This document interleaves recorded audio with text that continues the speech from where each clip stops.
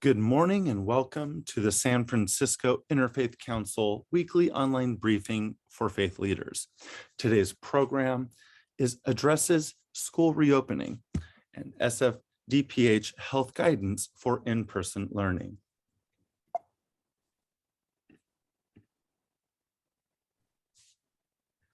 A special thanks. The San Francisco Interfaith Council weekly online briefings are supported by a grant from MetaFund. Thank you. The important ongoing work of the San Francisco Interfaith Council would not be possible without generous funding from congregations, corporations, faith-based social service agencies, foundations, judicatories, and supporters like you. Help us spread the word. Visit sfinterfaithcouncil.org to learn about SFIC programming and how to become a member. And follow SFIC on Facebook and Twitter. You can subscribe to SFIC's YouTube channel to watch all of our previous virtual events. A bit of housekeeping. This program is being recorded. All participants are muted and without video to minimize distraction. To chat, submit a question or comment by selecting the chat button at the bottom of your screen and sending a message to Q&A. We'll forward them to the speakers for response following the briefing. For closed captions, select the live transcript button at the bottom of your screen and click Enable Live Transcription. San Francisco and surrounding counties are recommending masking in indoor public places for everyone as a precaution against the increased circulation of COVID-19. This includes settings like houses of worship, grocery or retail stores, theaters, and family entertainment centers. Get vaccinated, San Francisco. The vaccines are safe and effective. So go to sf.gov/get vaccinated to find a vaccine site in your neighborhood. Now is the time to come together, San Francisco, because together we can stop Asian discrimination, bias, hate, and violence. The COVID-19 virus has no race or nationality. It is simply a disease. To report a hate crime, call the SFPD at 415-553-1133. And now at this time, I'd like to hand the floor over to the Executive Director of the San Francisco Interfaith Council, Michael Pappas. Michael, the floor is yours. Thank you, Trey. Good morning. I'm Michael Pappas, and on behalf of the San Francisco Interfaith Council, I want to welcome you to this week's online briefing for faith leaders. Arguably, COVID-19's greatest disruption has been its impact on the academic experience for students, their families, teachers, and school administrators. Safety precautions necessitated remote learning, which raised a myriad of equity issues from childcare and parental oversight capability to the technology and nutrition have and have-nots. Faculty anxiety heightened as they pivoted to new forms of teaching and lived in fear of being forced back into the classroom before it was safe. Just as vaccines became accessible and hope appeared on the horizon, the Delta variant emerged, posing new threats to both the vaccinated and unvaccinated, school-age children comprising the largest sector of the latter. This week's online briefing for faith leaders, hosted by the San Francisco Interfaith Council, welcomes back San Francisco Department of Public Health Acting Government Affairs Liaison, Anna Validzic, who will address these issues as well as the city's updated health guidance for schools as public and religiously affiliated academic institutions return to in-person learning.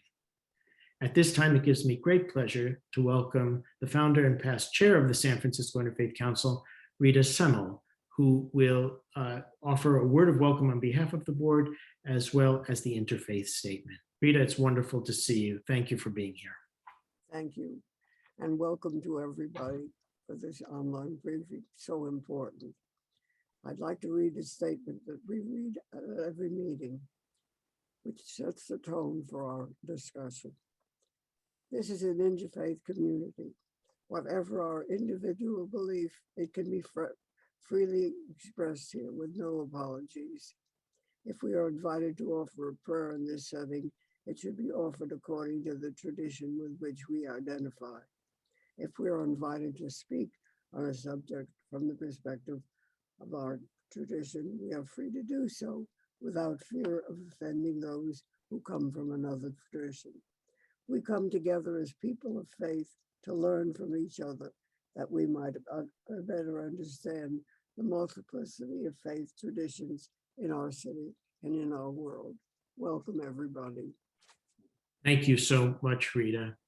To ground us in a reflective moment, we have asked the pastor of St. Francis Lutheran Church, Reverend Beate Chun, to lead us in prayer and reflection. Bea, it's so wonderful to have you with us. Your important church in the Castro has been a beacon of liberation, if you will, and progressive thought. It's great to have you with us. Please lead us in that reflective moment. Thank you. Good morning. We live in difficult times. Even outside the pandemic, life can be stressful and frazzled. And with the pandemic, we now have to cope with many additional challenges. But as people of faith, we are also blessed with resources, spiritual resources and tools that we can turn to navigate these turbulent waters. And so today I want to share with you 3 resources that I turn to. The first one is a word from Psalm 46, verse 10. Be still and know that I am God. Be still and know that I'm God.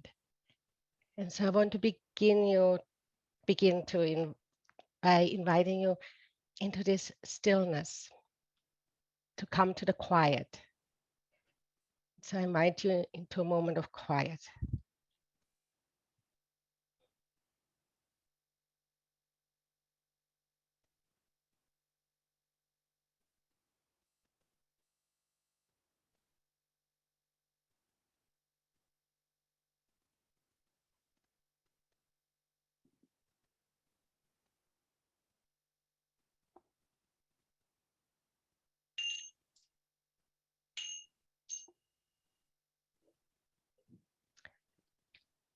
My second tool is a word from Jesus. Once there was a scholar, and the scholar asked Jesus, which commandment is the first of all? And Jesus answered, the first is, hear, O Israel, the Lord your God is one, and you shall love the Lord your God with all your heart and with all your soul and with all your mind and with all your strength. And the second is this, you shall love your neighbor as yourself. And for me, this is a great tool to remember to love God, to love neighbor, and to love self. And here's important to balance neighbor love and self-love. Self-love and neighbor love. We should not love our neighbor more than ourselves. We should not love our neighbor less than ourselves. So when things get complicated, I find it helpful to stop, become still before God, and then to ask myself, what does love require right now? What does love for God require? What does love for neighbor require? What does love for myself require? And sometimes, despite our best intentions, we fall short and we fail. We fail to love God. We fail to love our neighbor. We fail to love ourselves. So here's one more spiritual resource that helps me, and that is forgiveness. In Ephesians 4:32, we have a word that says, be kind to one another and tender-hearted and forgive one another, just as God in Christ has forgiven you. So I invite you to pray with me. God, our Creator, help me to walk today the path of love. And when I fall, when I fail, have mercy and help me to return to love again and again. Amen. Amen. Thank you so much, Pastor B, and bless you. We are very fortunate to have returning today. She is no stranger to this program, Anna Validzic. She is the COVID-19 team leader for schools and acting government liaison, affairs liaison for the San Francisco Department of Public Health. Anna, when we schedule these programs, we knew that schools were reopening, so this week made perfect sense to invite you. What we didn't know was that the headlines were going to be dominated by all kinds of questions and concerns regarding school reopening. I think over the past year, you've probably learned a lot, had challenges that have been teachers. And so we welcome you back to kind of address a lot of the issues I mentioned in the opening statement, but also to bring us up to speed on the guidance the city is offering for reopening. Welcome, the floor is yours. Thank you. Thank you so much for having me. I will be talking about the updated schools guidance. I will also be giving a small presentation on COVID-19 and Delta and how that involves children. So as soon as the slide deck is available, thank you.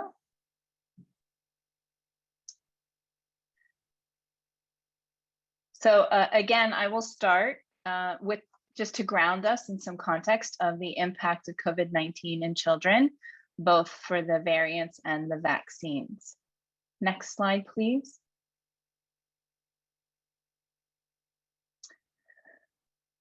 So in San Francisco, COVID is, we are still seeing cases of COVID. We are in a surge of COVID cases. And what we are seeing is that COVID-19 cases is still mostly in adults. This is a data snapshot from our dashboard just from this morning. And the thin line that you see is a demarcation between children and teenagers and the adult community. And the percent of cases for children and teenagers is less than or equivalent to the percent of the population in San Francisco, where that is not the case for adults. So for example, if you could look at the age ranges from 5 to 10, you can see that there is a small percentage of cases, and there's compared to how many children actually live in San Francisco, as opposed to the age range of 30 to 39, where there are more cases than the percent of the population in San Francisco. And also in terms of deaths, there have been 0 deaths to children or teenagers in San Francisco due to COVID, where that is unfortunately not the case for adults. And this is the data that we are seeing in San Francisco. I know that there are headlines in other areas of the country, but this is the snapshot for what we are seeing in our city. Next slide, please. We have been hearing the word variant quite a bit in the last month or so. So just to ground us, that all viruses, including COVID-19, can change for their environment and they can mutate. And when a virus changes, they are called variants. And either the virus those mutations or variants can make the virus either better or worse than affecting us. So at this point in time, we know that there are about 6 variants of the original COVID-19 virus in the United States. And the research shows that the vaccines are available and are effective against all of the variants. And Delta, which we have been hearing quite a bit about, is the most dominant variant in the country right now and in San Francisco. This is the Delta is the variant that was first detected in India and is now started circulating in the United States in March of 2021 and is currently approximately 85% or so of all of the cases in San Francisco. Next slide, please. Some information about the Delta variant and its impact on children. So we do know that the Delta variant is more contagious than the original version of COVID-19. We in San Francisco are seeing more cases and hospitalizations of COVID-19 directly related to the Delta variant. However, in San Francisco, the vast majority of cases for children have been that they have either had mild symptoms or they have had no symptoms, which is the same pattern that we saw with the original COVID virus. The most serious cases we are seeing and the most serious hospitalizations are among unvaccinated adults and teenagers. And I can confidently say that as of yesterday, there were no teenagers in the hospital that were San Francisco residents due to COVID-19. So what we are seeing is the impact is really greatly among vaccinated adults. The vaccines are currently approved for those 12 years and older, and they work against the Delta variant because the vaccines prevent hospitalization and death from COVID-19.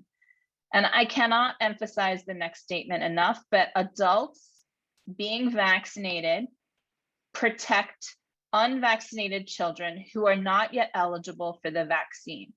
And that is true for the original COVID-19 virus, and that is true for the Delta variant. If vaccinated adults are around unvaccinated children, it tends to provide a protective layer because adults are less likely to then transmit the virus to children. The vast majority of cases that we are seeing is because for children is because there is an unvaccinated adult in the household. And this is why we are emphasizing vaccines as much as possible.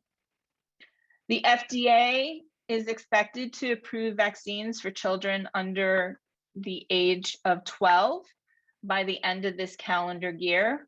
A few weeks ago, the FDA had recently asked both Pfizer and Moderna to get more data in their clinical trials to determine not only the effectiveness of that vaccines for children, but also to document any possible side effects in children to ensure that this vaccine is as safe as possible for our young people. Next slide, please. So where we are right now, how can we prevent infection from Delta? And you will see many of these recommendations reflected in the school's guidance. Our top two measures that we are recommending is to please get vaccinated if you are eligible. This will minimize the effects of COVID-19, whether it's the original virus or any kind of variant, including Delta. This is the difference. As Dr. Colfax, the director of the Department of Public Health says, this is the difference between sniffles or suffocation. If you're vaccinated, you will likely experience, if you get COVID-19 at all, you will experience a much less severe version of sickness. We're also asking people to please stay home when they are sick. This will minimize the spread and of COVID-19. And frankly, we'd like you to do this for other viruses and illnesses as well. The second topmost prevention measure that we are asking everyone to do is to please wear your mask indoors. And effective last week, it was mandatory that everyone wear their masks in public spaces and at all times, regardless of your vaccine status. We are also asking everyone to maximize as much fresh air as possible because we know that the fresh air can minimize the effects of COVID-19 if we have adequate ventilation. This is an airborne virus. And then also to please wash your hands or use hand sanitizer as much as possible. So next I will go into the school's guidance. Next slide, please. So we have updated our school's guidance for the beginning of the school year, which for the school district and many of our parochial and faith-based schools starts next week or the week after. Next slide, please. So we are recommending as safe a return to school as possible because we know that schools are a safe place to learn, play, and to make friends. The risk of transmission is low in schools when they adhere to the safety measures that are recommended by our guidance. And last school year, with all of our schools that were open, we only saw 7 cases of COVID-19 that spread within a school. And this was among 48,000 students and staff. So that is a really incredibly low case rate. Any other COVID-19 cases that were detected at a school were actually contracted from activities in their community, and those staff and children were sent home and there was no spread in the school. And there were no verified outbreaks at the school district last year, and there were no verified outbreaks in any of the camps or learning hubs this past summer, even with the rise of Delta. And we know that there are more benefits to going back to school than to stay home. That includes academic learning, physical and mental health, and social and emotional development. Next slide, please. So vaccinations, again, are one of the most effective ways to decrease COVID-19, and this is the most updated data as of this morning. Right now in San Francisco, we have at least 85 residents 12 and older that have received their first dose, and we have 78% of the population eligible that have completed the entire series. And again, vaccinated adults and teenagers help to protect younger children. We know that the vaccines are very effective in preventing infections and reduce the risk of severity and hospitalization and death, even against Delta. And the most recent news as of yesterday is that Governor Newsom issued a statewide health order mandating that all teachers and staff either get vaccinated or must participate in weekly testing if they are unvaccinated. If you need to book an appointment for a vaccine, you can call this number 628-652-2700 or visit our website to book an appointment for a free vaccine.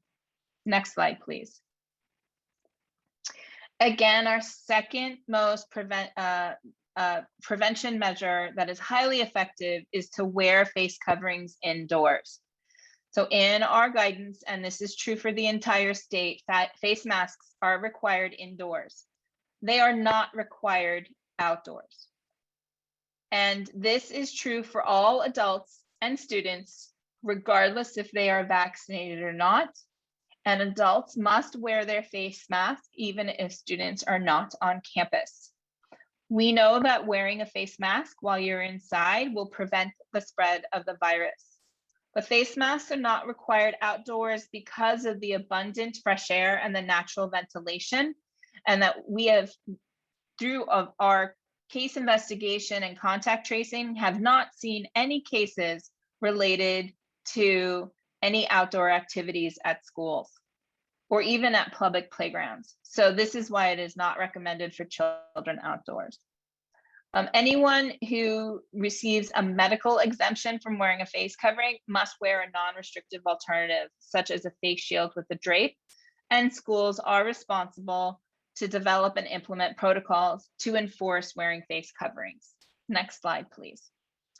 So with ventilation, Schools should use outdoor spaces as much as possible, but when they are indoors, schools should open all of the windows, improve their HVAC systems, and use portable air cleaners.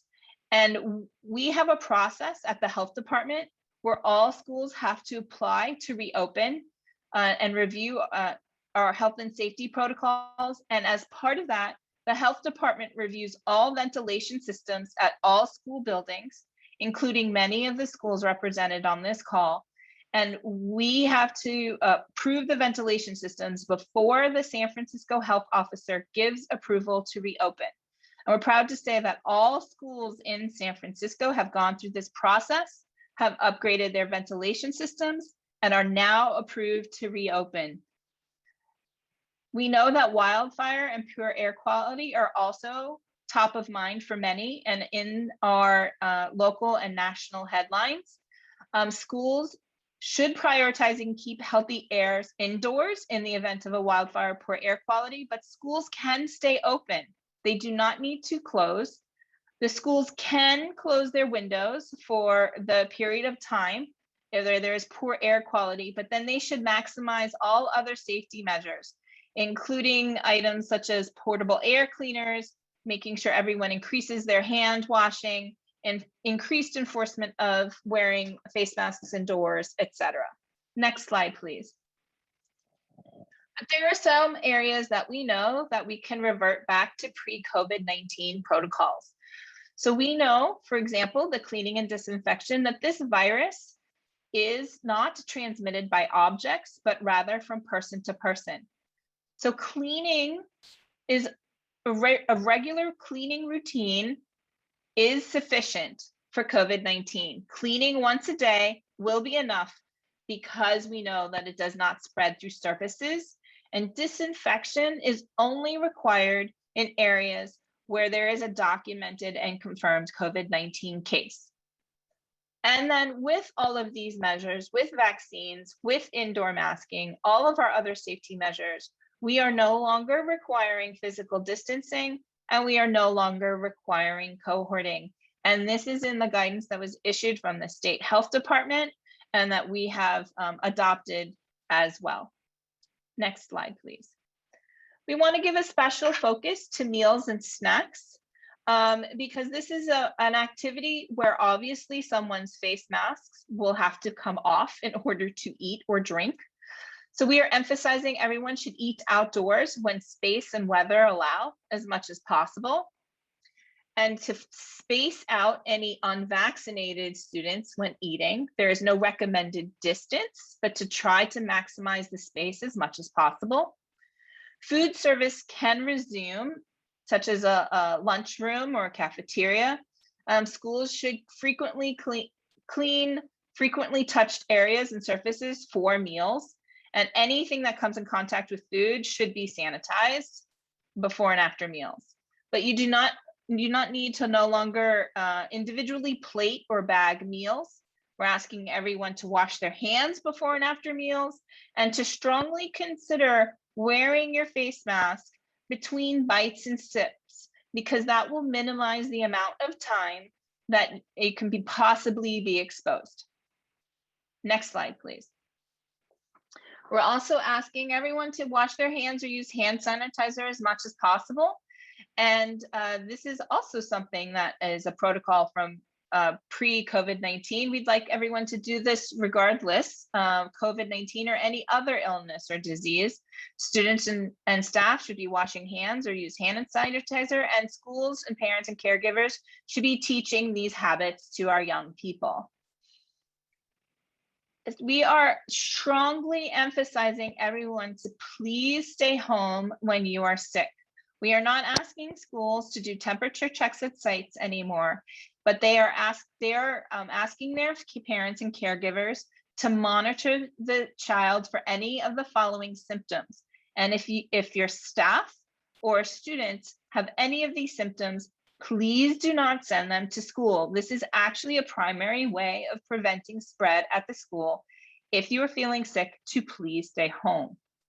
Next slide, please.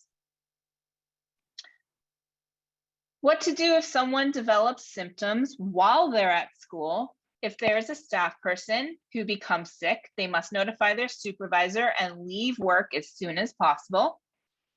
If there is a student that develops symptoms and gets sick while at school, the school should send them home.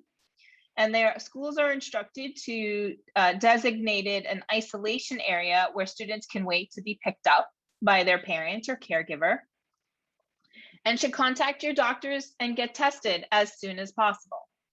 Next slide, please. We do have greater access to testing.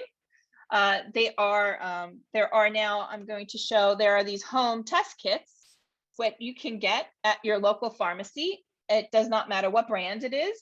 Any test kit that is at your local pharmacy has been reviewed and approved by the FDA for over-the-counter use.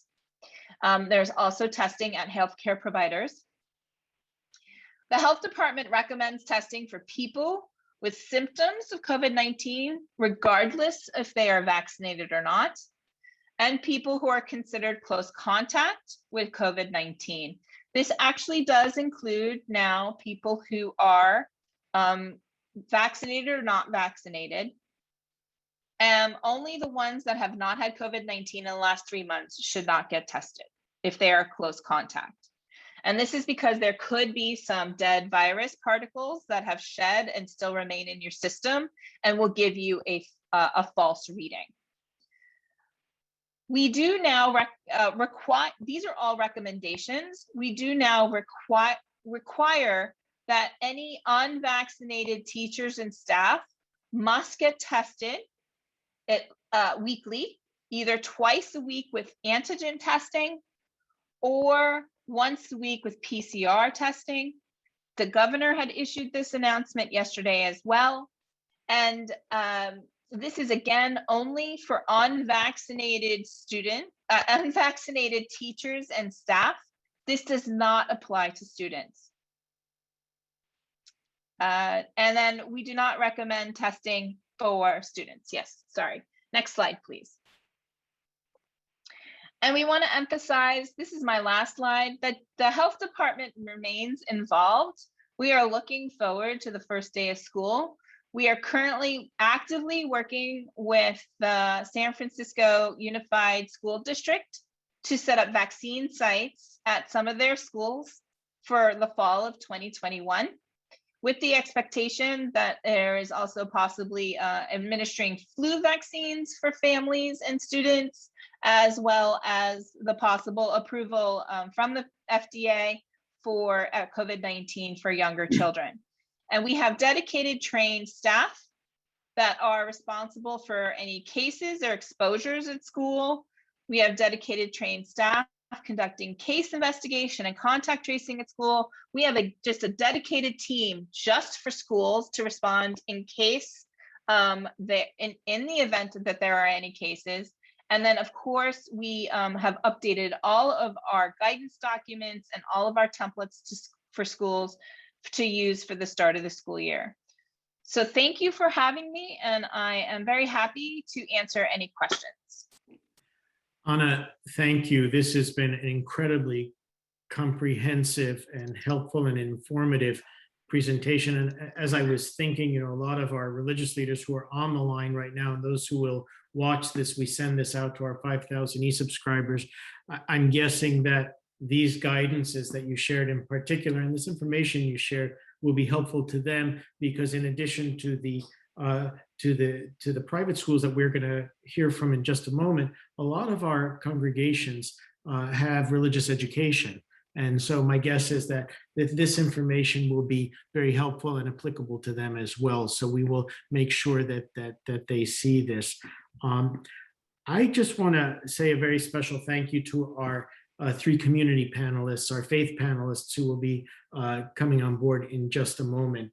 When people think about the San Francisco Interfaith Council, they think about the 800, houses of worship in San Francisco. But in addition to that, our constituencies are much more diverse and broad. We have the judicatories, like the Archdiocese and the Board of Rabbis and the Episcopal Diocese and the like.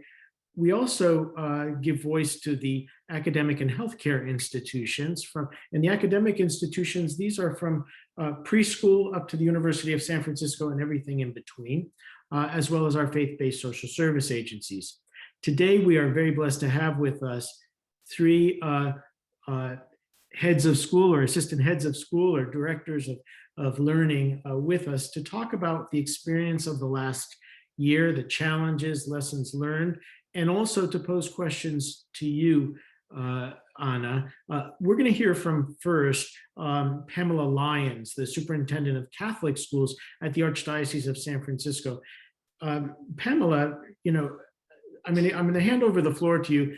I'm hoping that you can give us also a sense of the breadth of the schools in San Francisco, because I think you probably represent the largest sector of sectarian schools in San Francisco. And so we are really looking forward to hearing your presentation and questions you might have for Anna. The floor is yours. Thank you so much. And thank you for having me. It's a pleasure to be able to come back to talk a little bit more about our schools in particular, but then also just schools in general as we're preparing to go back for a new school year.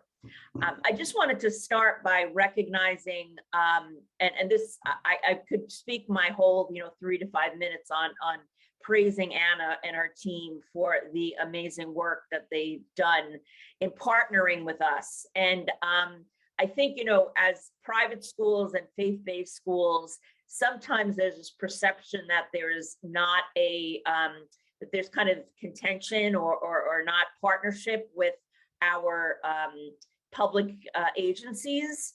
And that could not have been further from the truth during the past year and a half. And I mean, I mean this honestly, we would not have gotten through this if it hadn't been for Anna and her team.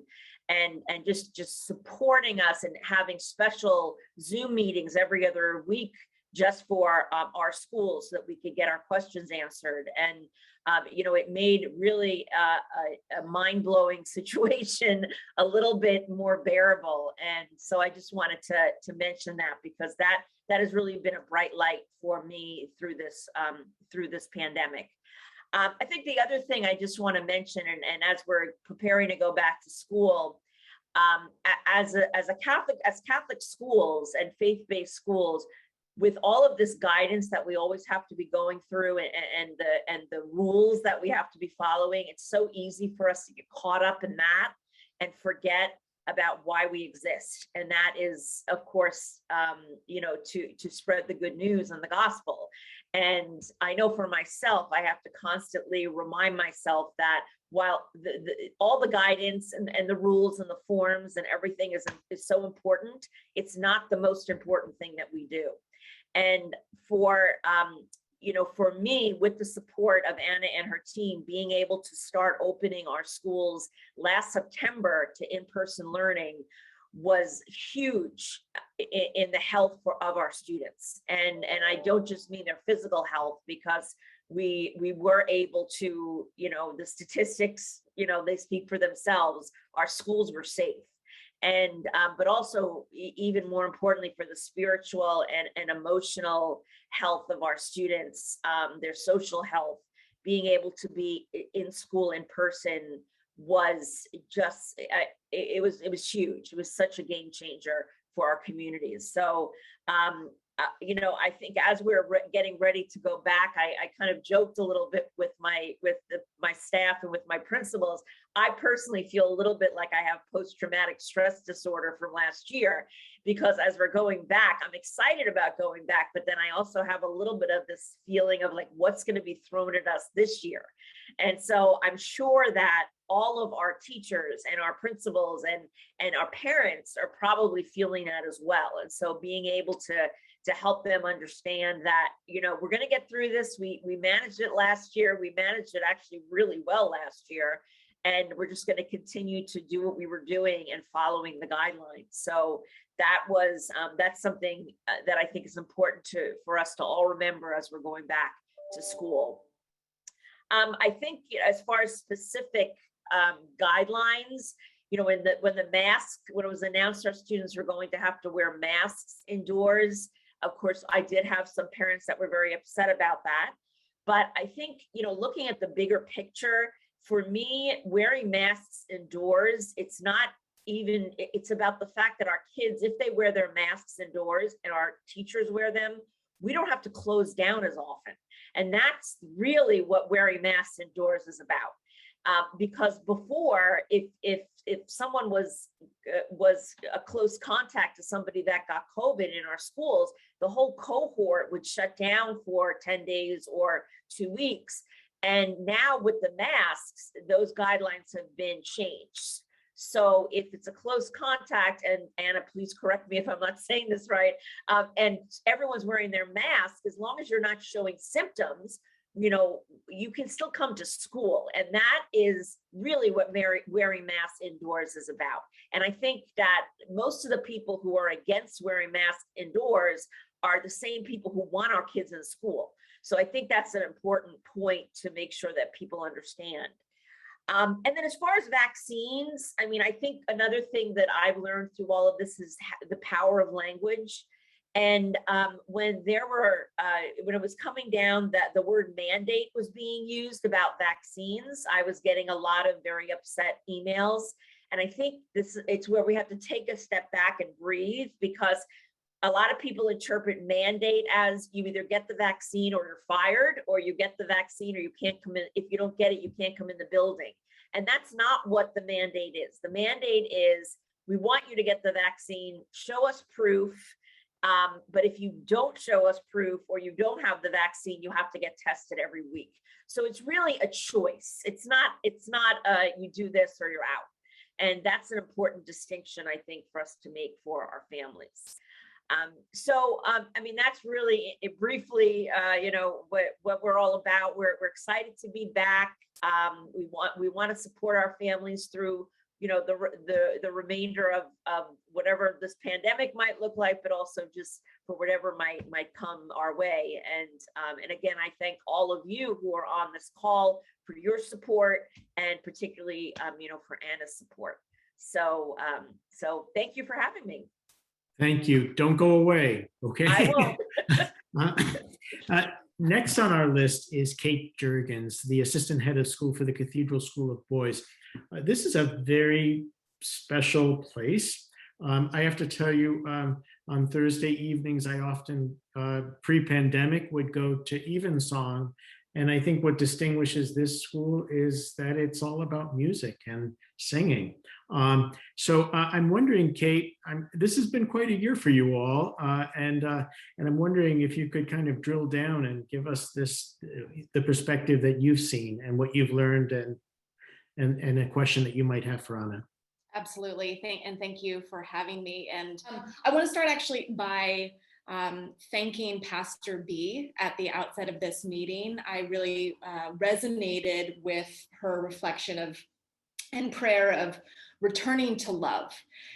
Because I think that for Cathedral School for Boys, that has always been our charge through the entirety of the pandemic last year. And as we enter into a new school year, is how can we return to our mission to provide an excellent education for boys at the elementary school level, and also how to hold our community during a year that was wrought with constant anxiety. And so too, like Pamela, I also have a little bit of PTSD as we enter into this new phase of school this year, because the anxiety persists. Last year, we entered into the school year not having any experience with this virus, not having any experience with in-person learning at a distance with masks, no experience with providing distance learning, and no experience providing what we called at our school extended distance learning, which is when we live streamed instruction to students who were at home. So we had to, in effect, create 3 new modes of instruction last year in order to continue the charge of teaching our boys. And we did it. It was so hard, and it was challenging, and there was constant change, and the process of our decision making was constantly in flux, but we did it. And so as I look at the outset of this year, as we start a brand new year with a renewed commitment to getting all of our boys in class for in-school learning, the anxiety persists, and certainly with the Delta variant, and certainly because most of our elementary school boys are unvaccinated. And so we have a renewed sense of fear on the part of our faculty and staff, and certainly our families. And yet we're better prepared. And we're better prepared because we've had the experience behind us, and also because the incredible work by the San Francisco Department of Public Health. And to echo Pamela's thanks of all of the work that Anna and her team have done on behalf of getting schools back safely. For us this year, and Michael, you mentioned that Cathedral School for Boys, one of we have 4 pillars: minds, hearts, hands, and voices. And the fact that we couldn't sing together on a regular basis last year was really challenging.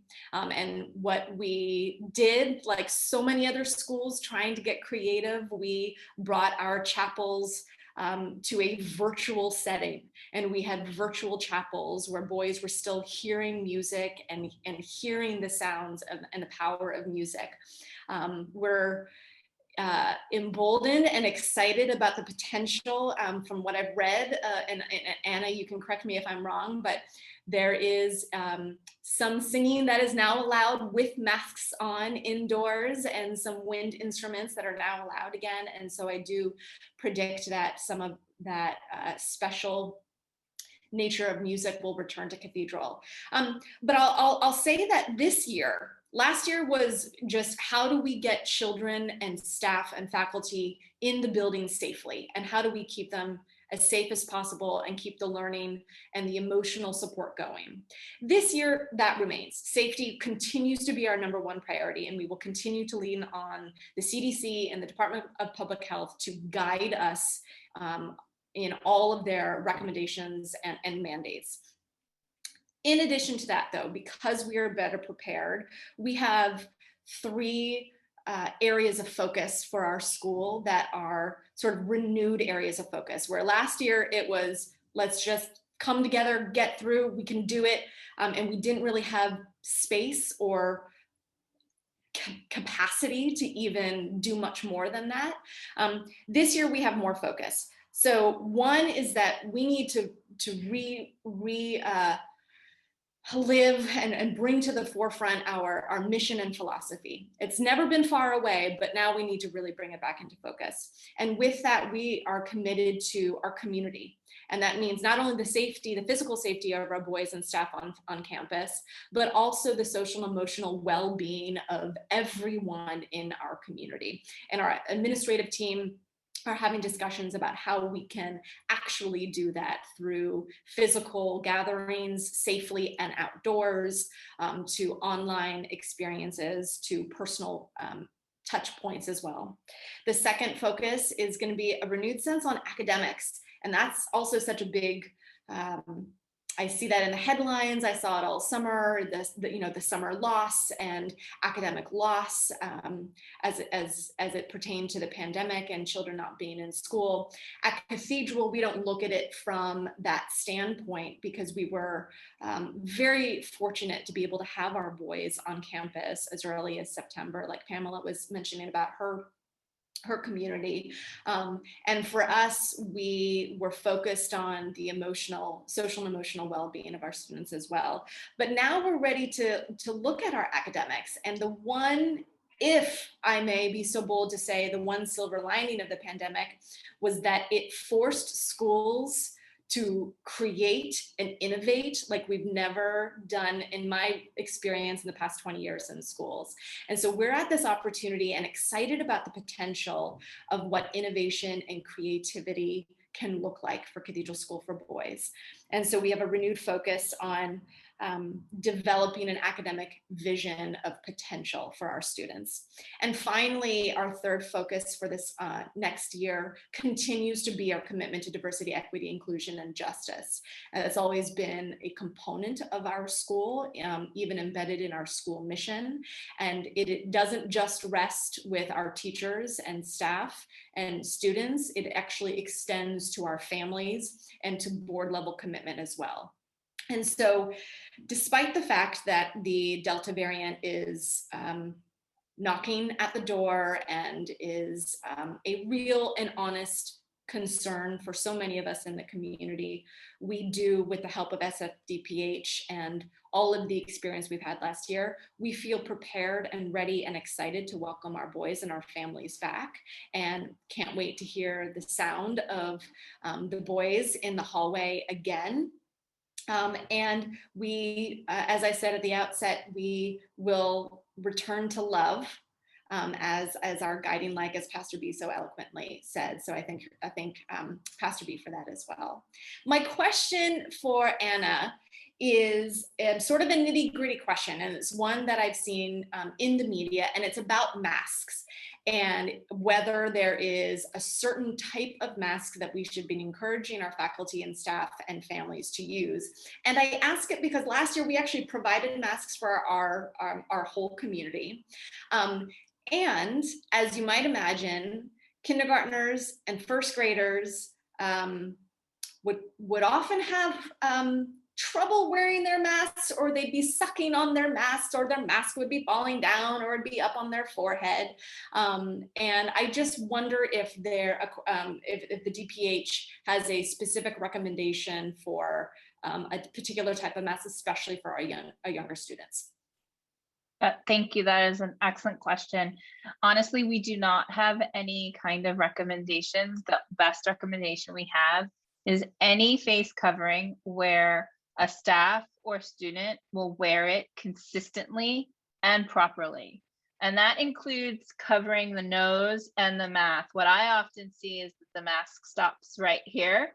And so anything that could help, especially our young people, cover their nose and mouth is fine. And we don't have any specific recommendations beyond that. Thank you. Sounds like compliance is the recommendation. So that's right. Thank you. Thank you, Kate. Thank you, Anna. It's wonderful to see you, Kate, and my love to everybody over at Cathedral School. One of the great interfaith experiments in San Francisco is Brotherhood Way. There are 7 houses of worship, and as well as educational institutions, and Alma Via is up there to care for those in the latter part of life. We are very blessed because the Brandeis School of San Francisco makes Brotherhood Way interfaith. And we're very blessed to have with us today Debby Arzt-Mor, the Director of Jewish Learning. And Debbie, I know as the Director of Jewish Learning, you're dealing with everything from charity to social justice in these times of COVID. I was wondering if you could kind of share with us the school experience from perhaps that lens, or how you're seeing it through your lens. Sure, Michael. First of all, thank you all for being here. This is my first time in this gathering, and after hearing the wonderful speakers, I'm sure it won't be my last. So it's interesting, you're asking me to speak about social justice and charity, or tzedakah as we call it in Hebrew. And I was sort of geared towards following in Kate's footsteps around what is so central to our experience, our Jewish experience here at Brandeis. You take it where you want to. You take it where you want. I will touch upon social justice as well. I'll try, but a few words just about our challenges, our successes, and what we're so happy to be engaging with as we go into the new school year. So much of what makes our school community thrive is coming together in community, and coming together, our families coming together for holidays, for prayer, and that has been extremely challenging. And I know I'm not alone in speaking to this. We we did a great deal of experimentation last year in bringing our community gatherings to the home, not just in terms of our students, but in terms of our families, bringing holiday activities to our families. We created a whole area of experimentation, which we called Holidays at Home.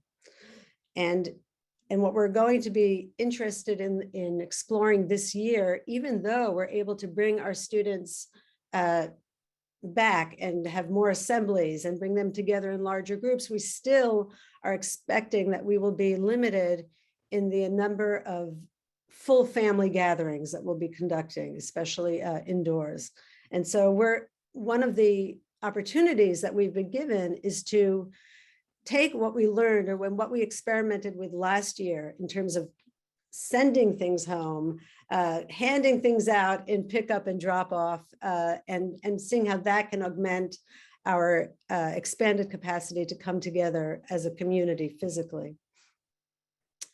With regard to social justice, we have an emphasis on social justice, and a great deal of that culminates in what we call our 7th grade SEDEC year, our 7th grade social justice year. And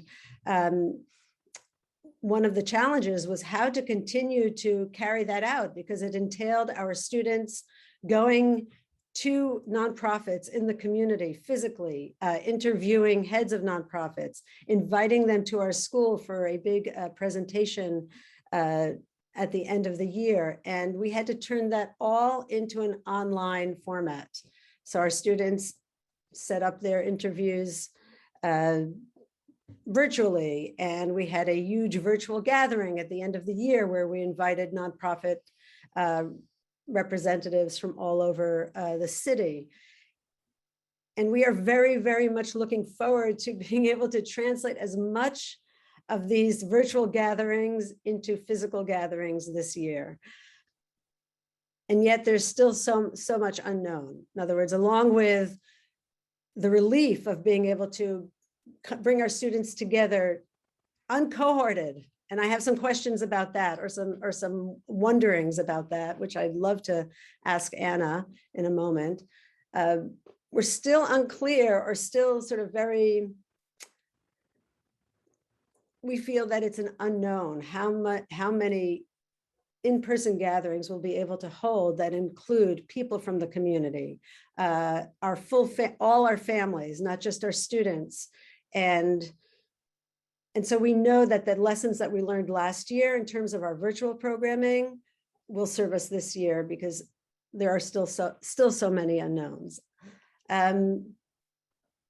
I have a question for Anna with regard to some of our hopes for this year in terms of our students.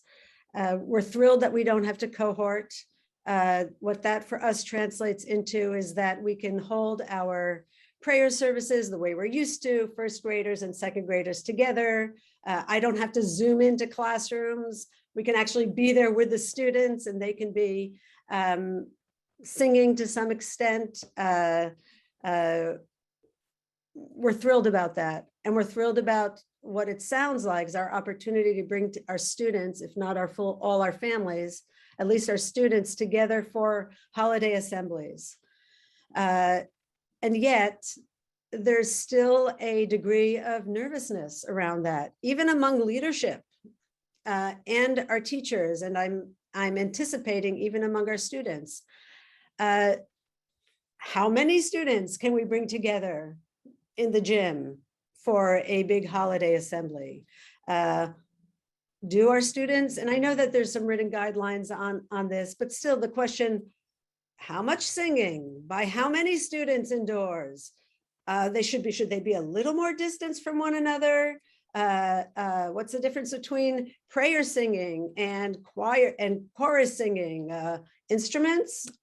So there still feels like, even with the written guidelines, I would love to hear a little bit more, just, is the coast clear in terms of bringing 200 students together in our gym, just as an example? There's a lot of questions in that one question, so I'm going to try to break that down. But in short, yes, the coast is clear to bring 200 students together for an assembly. If it's inside, they should be wearing their masks. We do know that being outdoors is a lower risk than being indoors. So at least in the beginning of the school year, it is not a requirement, but I would recommend considering more outdoor activities. One thing that I do want to emphasize that we've seen in other countries with the rise of Delta, or with the Delta variant in general, is that there's a really sharp increase in cases, and then there's a really sharp decline in cases. So we're hopeful that's the same here in San Francisco and the rest of the country. But so this guidance is really for the start of the school year, and we will see how this evolves. We have, as you have all seen, we have updated our guidance to the most local conditions possible, and there's a lot of changes. So, but this is how we recommend the start of the school year. Because it is really hard to play a wind instrument with your face covering while you're inside, especially like the flute. We are not allowing wind instruments at this time indoors. They can be played outdoors, but not indoors. There's no recommendations about distancing. With singing, you can sing with face coverings indoors. We don't distinguish between the types of singing. So it's just as long as you are wearing your face covering while you are singing, that is acceptable. And if I can take a little bit of time to reference some of Pam's comments as well. With respect to quarantine, one of the things that we have done, and this is in alignment with what the state is, that recognizing that outdoor activities are much lower risk and children and staff are not required to wear face coverings outdoors. Our clinicians took a very hard look at what an outdoor exposure would be considered.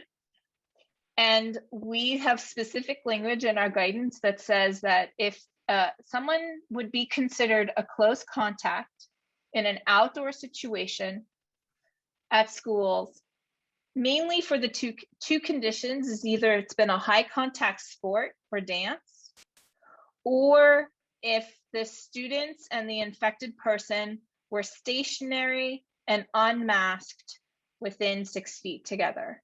And that typically ends up being lunch or snack. And that's why we recommend spacing everybody out as much as possible. This was also to minimize the opportunity of minimizing quarantine in the event of recess. Because there's going to be a lot of kids running around, milling around, playing with each other, playing with the structures. We have not seen any cases related to recess that is similar to a public playground situation. We have not seen any cases related to public playgrounds.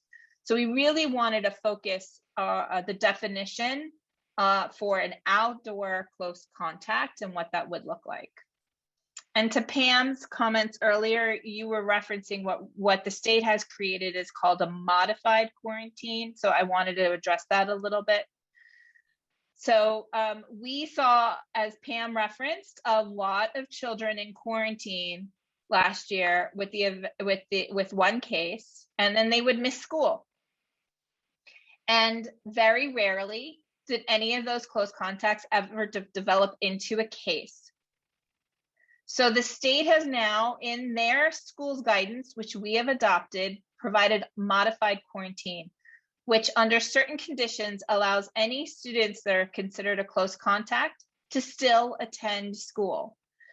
And so the conditions are that the students need to be wearing their face masks properly and consistently. The close contacts need to get tested twice a week while they're in this quarantine period. As long as they stay without symptoms, they're allowed to stay in school. If they develop any symptoms, they need to be sent home. And they can only attend school. They cannot go to to their sport or any other extracurricular activities off campus or anything like that. And this is really to minimize the amount of instructional time missed. And I know that was a lot, and I've been talking to the schools quite a bit about this new concept, and we'll be coaching them through the school year. But we really want to recognize the whole child and making sure we don't unnecessarily miss the academic instruction. Thank you. And thank you for responding to Pam. We allot an hour and 15 minutes for this program. And so I'm going to take a liberty at this point. And Trey, if you can bring on our community panelists, our faith panelists, so that we're all in this sort of great together here. Good to be together. I think, are we missing Kate? There she is. Anna, you have been so wonderful at educating us today. And our folks, representatives from the school, are really good at educating their students. The burning question I have is that, and this is basically to Debbie and Kate and Pamela. I'll step back for a quick moment, because in my ministry I had to preach, and I preach both to adults and to young people. And I heard from the adults that we like your children's sermons better than your adult sermons. And I said, why? And they said, because we can understand them. Will you be talking about COVID to your young people, and how? Anybody want to, Kate? Sure. Yes, we will to the boys about it. And in fact, we talked to our younger students last year about it as well. And we were careful. We wanted to make sure that the messages that we were delivering to a fourth grader, for example, was very different than what a kindergartner was getting. And so we talk about it in terms of it being, for our youngest of students, we talk about it in terms of just kind of like a bug. Like sometimes bugs get, like a virus gets in your body and makes you feel kind of bad. And so this is why we have the masks, and this is why we wash our hands, to keep everybody safe. And for the youngest of students, we kept it kind of short and simple. And we answered the questions that they presented us. We didn't lead them down a path of variants and hospitalizations unless they were asking it of us. And if that was the case, we were also following up at home with families to let them know that we'd had these conversations so that they could follow up at home as well. So to answer your question, we talked about it with our boys last year, and we will continue to talk about it with them this year as well. Pamela, on a macro level, I don't mean to put you all on the spot, but on a macro level, I mean, here you are with all of these schools in San Francisco. Any guidance to your faculty and from the different schools on this topic? Well, I think I agree with Kate. As questions come up, which they will, we address them. But I think it's also important for us to try to create, not to make COVID the most important thing because kids, they need a break from it, because they're getting it on the news and they go outside and they're seeing it. And the other thing that's been really important to me, unfortunately, this virus has been so politicized, and trying to not do that at our schools, to be, a political, as unpoliticized as we can in our schools, and making sure that our teachers understand that, because that's definitely not what we want for our kids. And I think being a faith-based organization, it gives us an opportunity to address fear and illness and things like that in a way that maybe a public school educator would not be able to address. And so making sure that we're really, bringing the fact that, fear is part of our lives, but, that we turn to God and we turn for comfort, because throughout our lives, things are going to come that are going to be difficult, just like we're going through right now. Thank you. And finally, Debbie. Yes, in addition to agreeing with everything that has been said so far, I think there's another important value that we get to cultivate and nurture within the context of COVID, which is the Hebrew is Kol Yisrael Arevim Ze Lazeh, which basically means we are responsible for one another. We are there to, not just for our own safety, but we are here to take care of one another and to ensure one another's safety. One additional thought is that, you know, for better or for worse, our children, these young children, they are the COVID children, meaning, you know, this coming back this year is very different than coming back last September. They, with their along with their families and their communities, have been living with this and going through all the different ups and downs. So it's part of their lived experience. So I agree wholeheartedly that it's about being guided by their signals, because we are not the, you know, we're not the ones who are sharing with them about this because they're aware of it, right? Because they're living it. But really more to be a reassuring presence and to be attuned and really to the students who may be exhibiting signs of stress that is out of the ordinary. In other words, anxiety that is maybe beyond what we would, you know, be expecting or be thinking of as normative, and to really catch those kids and work closely with them and their teachers and their families to reassure them about all the safety layers that are in place and how we are all there to care for one another and that we are also experiencing a great deal of success in doing so. Amen. Anna, thank you. I'm just wondering, at the macro public school level, has there been some recommendations on how to talk to young people about COVID? Aside from the fact that they're living it and they're going to be telling these tales to their children and grandchildren in the years to come. I am not familiar with the protocols at the school district about what they are, but I do know that we are role models, and the more that we can present being as calm and confident as possible, the children will just absorb that.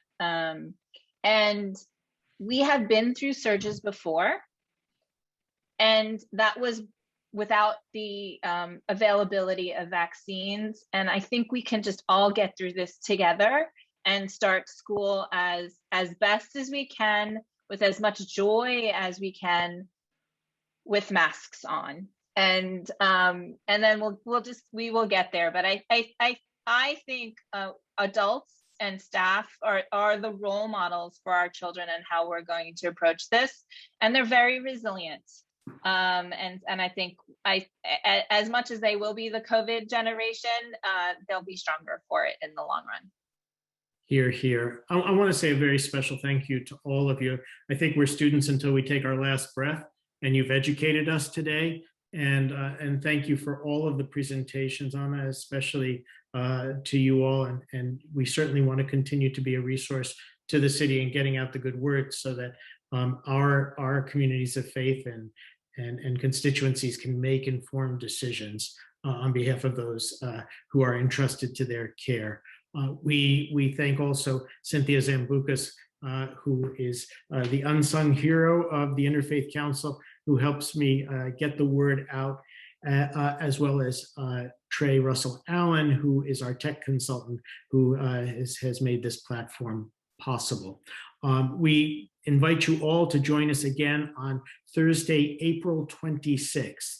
April 26, 2021 at 8:30 a.m. when we welcome the San Francisco Municipal Transit Agency Director, Jeff Tumlin, who will report on the state of transit in our city in these times of COVID. That concludes our program for today. Again, we thank you for being with us. Expect the recording version of this to come out later today. Share it with your communities of faith. God bless you and God keep you.